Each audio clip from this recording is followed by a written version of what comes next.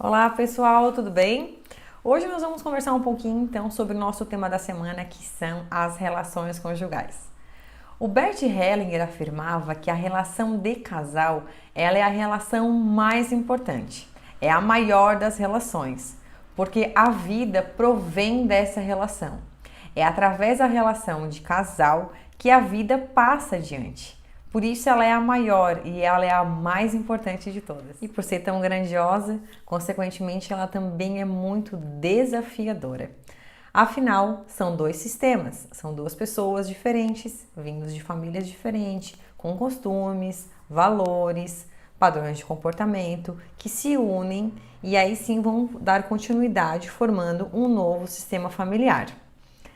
A relação de casal, ela tem uma diferença das outras relações. Existe algo que é muito particular da relação de casal, que é a relação sexual. Alguns casais têm dificuldades quanto a isso, a falar sobre isso, a realmente reconhecer qual é o desejo, os desejos do parceiro, mas é muito importante que tenha esse diálogo. O Bert afirmava que o que torna mais coeso a relação de casal é realmente a relação sexual. Claro que existem fases num casamento, né, ou num longo namoro. Óbvio que o desejo inicial, ele também é modificado, ele também amadurece.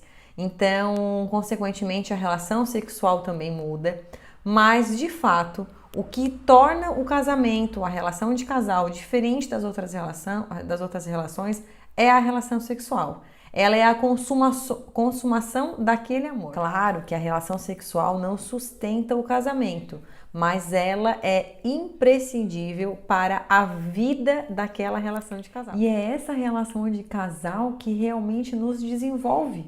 É ela que nos educa, porque dia a dia a gente vai renunciando às nossas ilusões, né? A gente aprende com o outro, a gente percebe que realmente para construir a relação de casal, para que a relação de casal possa realmente seguir, né? A gente tem que estar ligado a algo maior. E esse algo maior, ele é realmente construído com o tempo, ele é construído com o dia a dia, porque são pessoas diferentes, né? Como a gente já citou. Quando eu abri a caixinha de perguntas, veio uma pessoa me fazer uma pergunta muito engraçada, que é uma grande amiga minha, né? São um casal de amigos meus, e ela me perguntou se poderia dar voadeira no marido. E aí eu fui conversar com ela e ela disse que ele tá muito chato agora por causa dessa quarentena e tal. Então, realmente, a quarentena, ela vem sendo bem desafiadora para a maioria dos casais, né? Muda muito a rotina. Então, né, os maridos que trabalham fora, os maridos que viajam, deixam de viajar, os futebols, as cervejinhas, todas as outras coisas, né, que realmente saíram das rotinas e fazem as pessoas ficarem mais tempo em casa. E com isso, a gente realmente começa a olhar mais o outro, né? Às vezes, na correria, no dia a dia, a gente deixa de olhar ou a gente finge que não vê.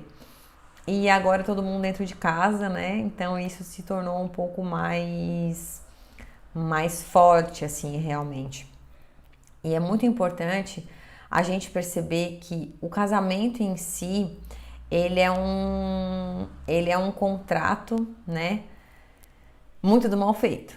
Porque veja bem, quando a gente casa, né? Se não houve o casamento, mas eu vou citar como exemplo o casamento, e aí a gente aceita aquela pessoa, né? Na saúde, e na doença, e é tudo aquilo.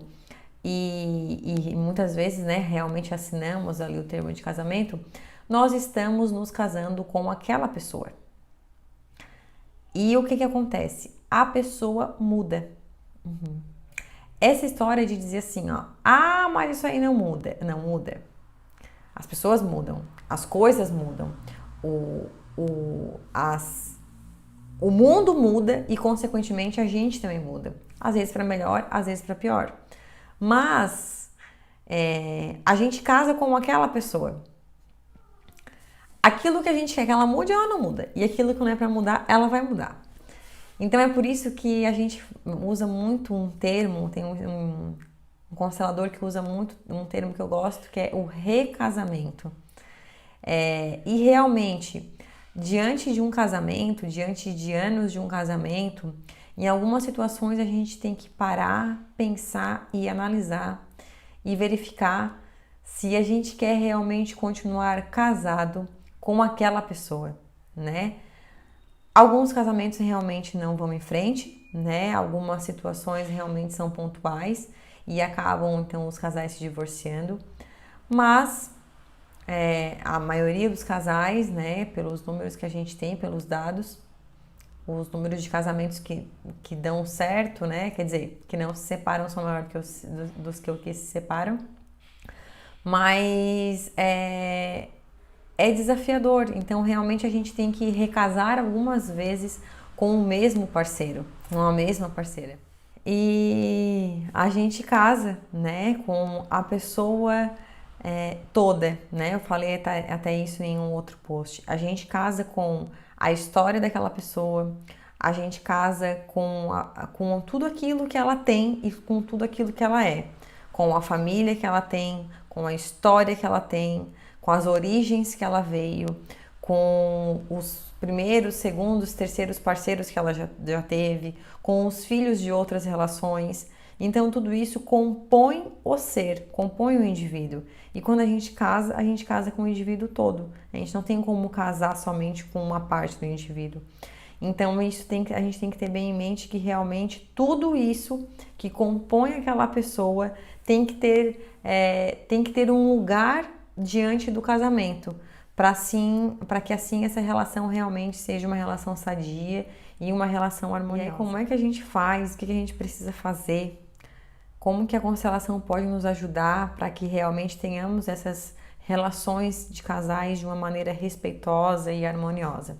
Eu vou responder essa pergunta lendo um trecho do livro Amor à Segunda Vista, do Bert Hellinger. Então, como que a gente consegue isso? Concordando com o mundo como ele é, concordando com as diferenças como elas são, despedindo-nos da ideia de uma coisa ser certa e a outra ser errada. Nós nos desenvolvemos à medida que reconhecemos, no decorrer do tempo, que aquilo que a princípio consideramos adverso é diferente, porém possui o mesmo valor. Nas relações de casais, a gente pode estar aplicando todas as ordens do amor do Bert. A de equilíbrio e troca, a de hierarquia e a de pertencimento. E quando a gente fala que nós somos diferentes, mas igualmente importantes, é que na relação de casal não tem hierarquia. Ninguém é melhor do que ninguém, ninguém é maior do que ninguém. A gente sempre anda assim, juntos, lado a lado, entendendo, pensando, respirando mais uma vez, tomando um copinho de água e levando assim as relações adiante. É realmente entendendo que o outro é diferente, que o outro teve uma criação diferente e que para a relação dar certo, a gente tem que amar ele da maneira que ele é, porque não existe certo e errado, não existe vilões e mocinhos. Tá certo? Muito importante que a gente observe primeiro nós, nos conscientizamos dos nossos atos, vejamos aquilo que nós podemos mudar, para depois a gente pensar em mudar e analisar o outro, sem julgamentos. Veja você. Um beijo.